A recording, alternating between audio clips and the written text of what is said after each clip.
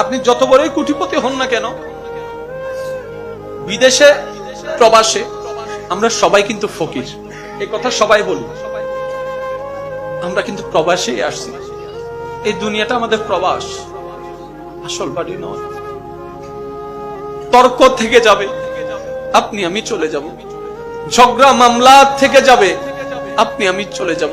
কাউকে বলা কঠিন আঘাত থেকে যাবে, আপনি আমি চলে যাব।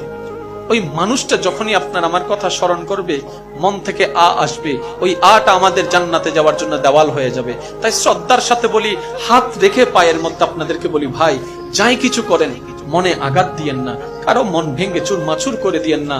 কারণ মানুষের মন রবের রহমতের ঘর, ওই মনে আঘাত দেওয়া অন্যায় ভাবে আল্লাহ কখনো মাফ করে না, মাফ করে না, মাফ করে না। যতটুক পারবেন হ্যাঁ বলুন, যতটুক পারবেন না বলুন।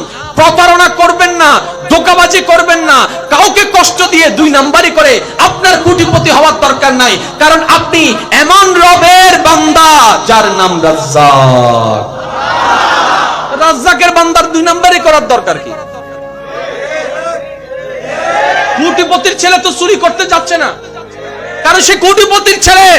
আমরা তো রহমানের বান্দা, রাজ্জাকের বান্দা।